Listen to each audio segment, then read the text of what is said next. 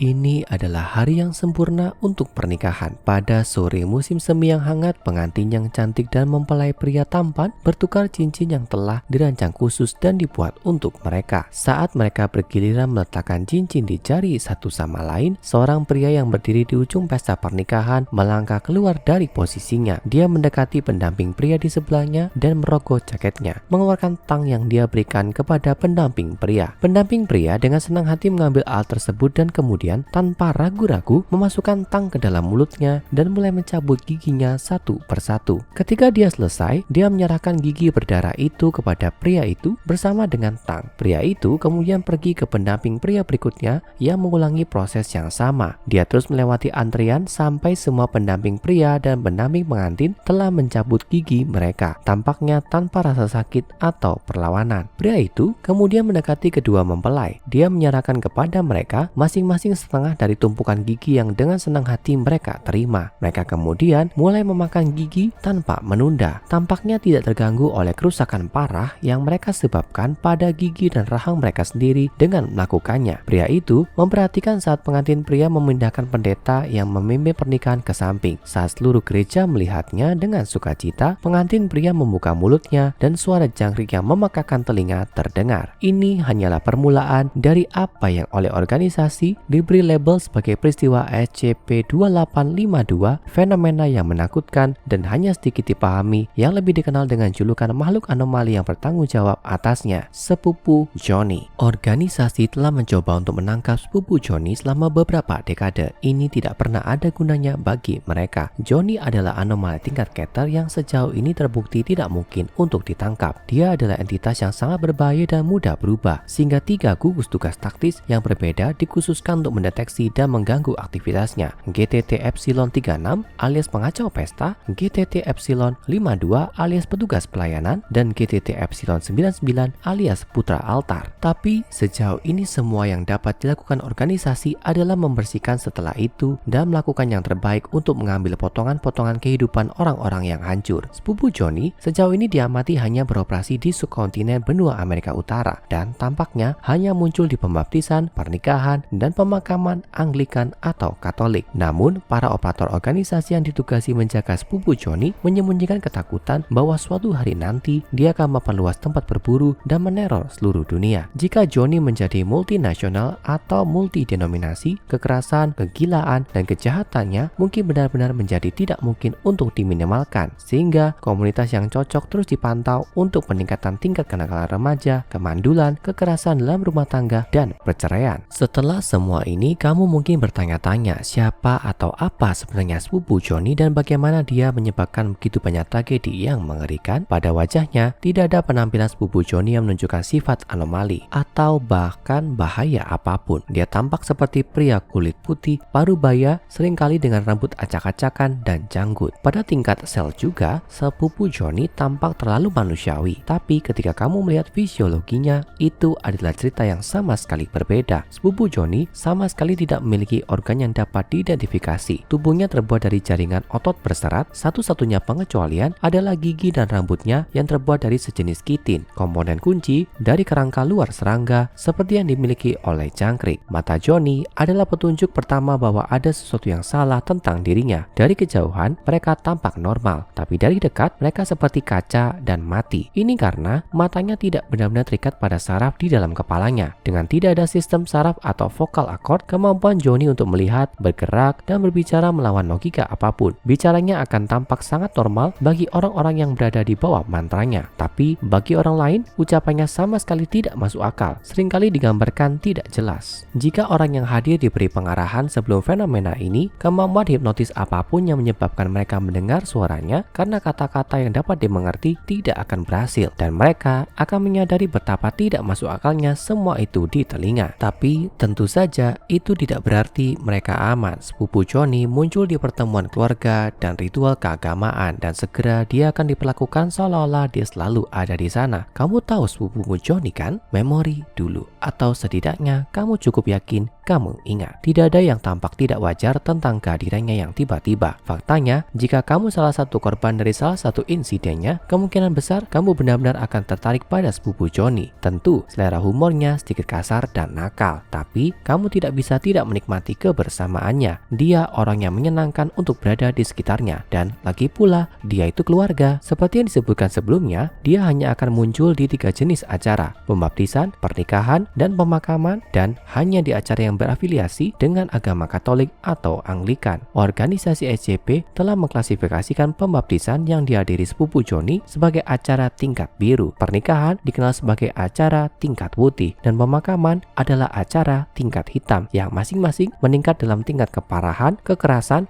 dan kengerian. Pertama, pembaptisan. Peristiwa tingkat biru. Dalam peristiwa ini, sepupu Johnny akan muncul dan mulai bertindak sebagai wali baptis ketiga. Meskipun secara tradisional hanya 2. Saat bayi diturunkan ke dalam air suci, seluruh lapisan atas kulit mereka akan terlepas seperti ular ganti kulit. Meski terlihat mengerikan, hal ini tampaknya tidak membahayakan anak tersebut. Para wali baptis akan memakan kulit yang dibuang ini seolah-olah itu adalah hal yang paling normal di dunia. Setelah itu, keluarga akan meninggalkan gereja bersama dan sepupu Johnny akan pergi bersama mereka. Dia tidak akan muncul pada perayaan pembaptisan anak berikutnya. Jika disinilah akhirnya, itu akan menjadi sangat menjijikan. Tapi bukan mimpi buruk yang hidup, tentu ini baru permulaan dari teror. Menyusul penampilan sepupu Johnny di pembaptisan, resiko kematian anak dalam 6 bulan ke depan meroket. Dan jika mereka bertahan hidup, mereka beresiko tinggi menjadi tidak stabil dan melakukan kekerasan di kemudian hari. Kedua orang tua dan wali baptis mereka tidak akan dapat mengandung anak lagi, dan kemungkinan besar ditemukan tewas karena tenggelam dalam waktu 5 tahun setelah kejadian tersebut. Mereka yang hanya terlibat langsung dalam ritual pembaptisan memiliki kemungkinan besar mengalami kegagalan kehamilan, atau jika mereka hamil, mereka dapat membahayakan keturunan mereka. Anak-anak yang hidup melalui peristiwa tingkat biru dan bertahan melewati masa remaja akan mengalami efek samping yang merugikan saat mendengar suara jangkrik hingga dewasa, dari mengalami penyakit fisik hingga melalui episode psikotik yang berbahaya. Pernikahan atau acara tingkat putih lebih kompleks dan parah. Dalam hal ini, sepupu Johnny akan memasukkan dirinya ke dalam pernikahan sebagai pendamping pria, dan peristiwa paling mengerikan akan mulai terjadi setelah sumpah diucapkan.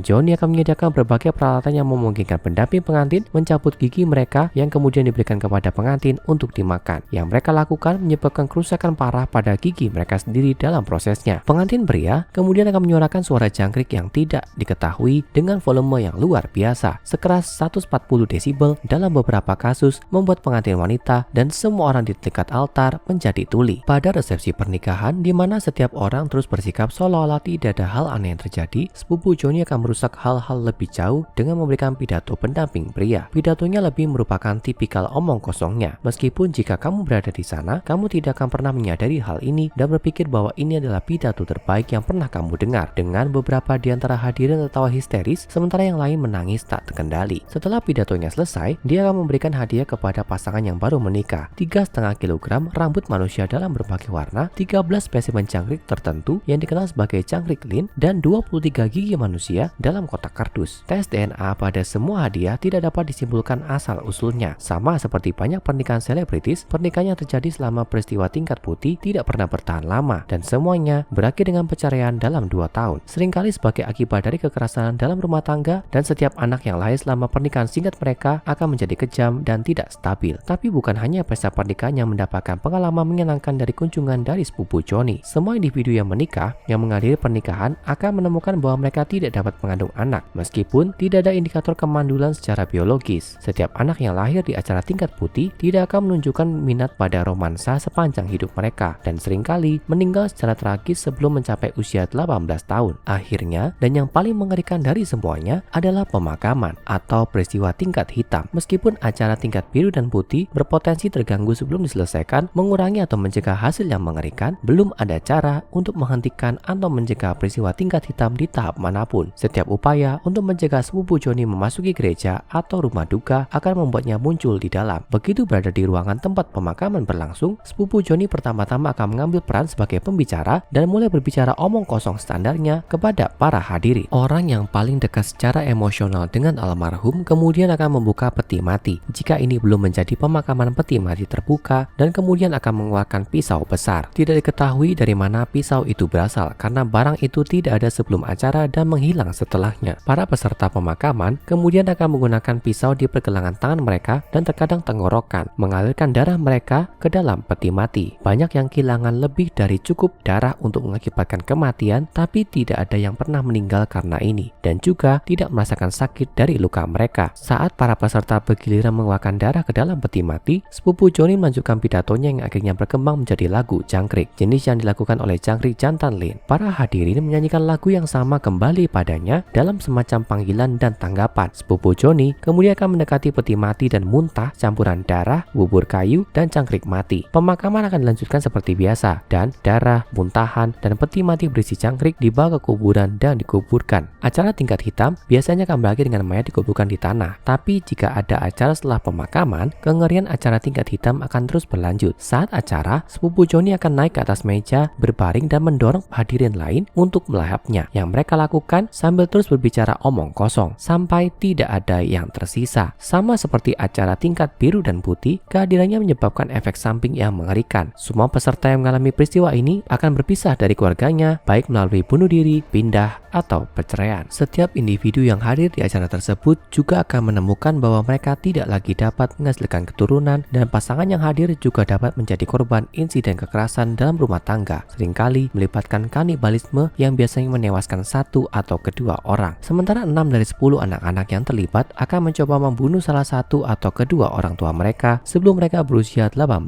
tahun. Peristiwa tingkat hitam ini sangat mengerikan bagi semua yang terlibat, sehingga setiap anggota gugus tugas taktis sepupu Johnny khusus yang kebetulan menyaksikan peristiwa semacam itu mendapat amnesti tingkat A sebelum dipindahkan ke satuan tugas lain atau pensiun, untuk memastikan bahwa mereka tidak harus hidup dengan ingatan akan apa yang mereka lihat. Sebelum itu, mereka diawasi secara ketat untuk setiap perilaku aneh atau antisosial untuk memastikan mereka tidak terpengaruh oleh peristiwa tersebut. Dan mereka bukan satu-satunya staf organisasi SCP yang beresiko terkena dampak dari sepupu Johnny. Diteorikan bahwa sebanyak sepertiga dari anggota tingkat D Katolik dan Anglikan terlibat dalam peristiwa tingkat hitam di beberapa titik dan didorong ke dalam kegilaan dan kekerasan oleh pertemuan yang menentukan dengan kerabat aneh yang tidak diketahui siapapun. Jadi, lain kali kamu berada di sebuah pembaptisan atau pernikahan atau pemakaman, tetaplah waspada, awasi tamu lain, dan selalu tanyakan pada dirimu sendiri, apa kamu benar-benar memiliki sepupu Johnny? Tapi karena kamu sudah ada di sini, tonton SCP-3001 Realitas Merah dan SCP-4205 di Mata yang melihatnya untuk cerita lainnya.